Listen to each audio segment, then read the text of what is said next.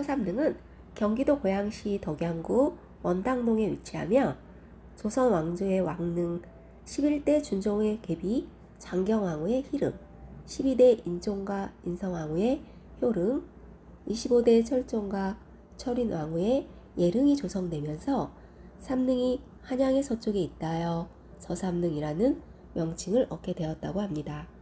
1970년 사적 제200호로 지정되었습니다.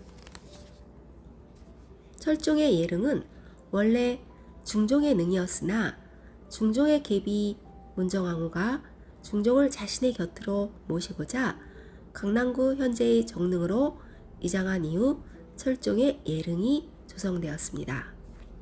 철종은 1831년 정계대원군과 용성부대인 부인의 셋째 아들로 태어납니다. 이름은 원범입니다. 그는 비은의 왕세자 사도세자의 증손자이자 정조의 아우 은원군의 손자입니다. 사도세자의 서자였던 은원군은 홍구경이 그의 큰아들 상계군 담을 정조의 후사로 추대하려던 사건과 정조 사후 부인 송씨와 며느리인 신씨가 천주교를 비밀리에 신봉하던 것이 발각되어 강화도로 유배되었다가 사사당합니다. 아버지 이강은 은원군의 서자로 은원군의 아들 상계군의 영모로 사사되었고, 여기에 연루된 큰아들도 사사되었고, 둘째 아들 경은과 셋째 아들 철종인 원범만이 살아남아 두 사람은 강화도에 유배되어 강화도에서 나무를 하고 농사를 짓는 농사꾼으로 살아갑니다.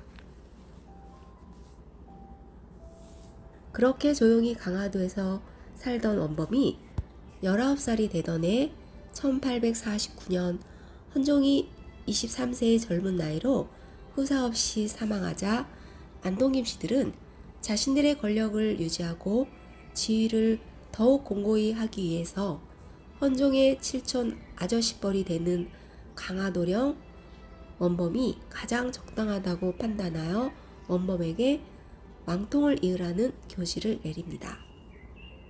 강화도를 방문한 신하들을 본 원범은 자신을 죽이러 온 줄 알고 산으로 도망갔고, 이윽고 신하들 앞에 선 원범은 신하들 옷깃을 당기며 살려달라고 엉엉 울며 애원했다 합니다. 강화도를 방문한 신하들을 따라 입궐 순조의 왕비 순원왕후의 명으로 궁중에 들어가 덕왕군으로 봉해지고, 그 이튿날 창덕궁의 인정문에서 19살의 나이로 왕위로 즉위합니다. 강화도에서 남욱군으로 있다가 왕이 되었다 하여 그의 재위 기간 중 사대부가에서는 그를 강화도령이라고 조롱하였고, 이는 곧 그의 별명이 되기도 합니다.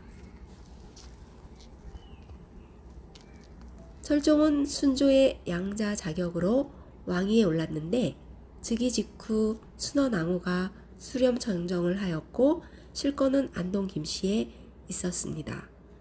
철종 2년 1851년 김조순의 칠촌 조카인 김문군의 딸을 왕비로 맞이합니다. 그녀가 철인 왕후입니다. 조선 후기 순조, 헌종, 철종 3대에 걸쳐 중전은 안동김씨 가문에서 나옵니다. 그리하여 중궁전은 안동김씨 소유이다라는 말까지 나왔고, 안동김씨의 세력은 나는 새도 떨어뜨린다고 할 정도로 막강해졌고, 김문군을 의시한 세도 정치가 절정에 이릅니다. 철종은 1852년부터 친정을 시작했으나 이때도 실권은 안동 김씨들에게 있었습니다. 즉위 초 관리들의 부정부패 비리를 지적하는 등 적극적으로 정치에 참여하였고, 1861년에는 중신들의 반대를 무릅쓰고 훈련도감 소속의 마보군과 별기군의 군사를 이용하여 궁궐 수기 강화를 시도합니다. 그럼에도 안동김씨 세력의 세도가 강하여 그는 자신의 뜻을 펼칠 수 없었습니다. 세도 정치의 폐단으로 인해 기존의 조선 통치 기강이 무너지고 삼정의 문란은 더욱 심해져 민중의 생활은 피폐해져 갔으며 결국 진주밀란을 시발점으로 삼남 지방을 중심으로 곳곳에서 농민 한쟁이 일어납니다. 이를 임술 농민 봉기라 합니다. 철종은 봉기 발생 지역의 수령과 관리를 처벌하여 흐트러진 기강을 확립하고 농민의 요구를 일부 수용함으로써 민심을 수습하려고 하였습니다. 또한 삼정이정청이라는 특별기구를 설치하여 밀란의 원인이 된 삼정부패를 위한 정책을 시행하는 한편 모든 관리에게 그 방책을 강구하여 올리게 하는 등 밀란 수습에 진력합니다. 그러나 안동임 씨의 강고한 세도 앞에 자신의 뜻을 마음대로 펼 수 없었습니다. 1860년 경주지방의 잔반인 최재우가 만든 동학이 창시되어 새로운 세력으로 확대됩니다. 최재우의 처형 이후에도 향리 아전들의 착취에 견디지 못하고 경상도 진주에서도 밀란이 발생합니다. 진주 밀란의 자극을 받아 제주도에서도 밀란이 일어났고 이들은 농민들의 지지를 받아 세 차례나 봉기하였고 제주 관할을 점령하여 제주목 전체를 장악하기도 합니다.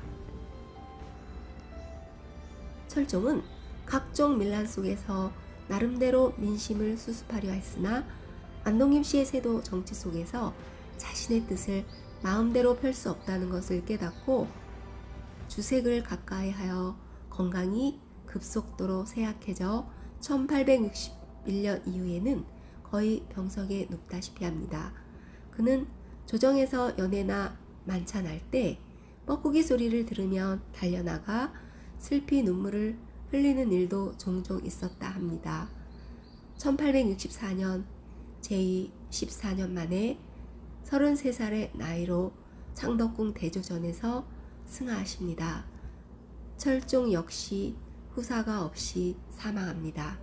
소생으로는 영예공주가 하나 있어 금융이 박영효에게 출가시킵니다.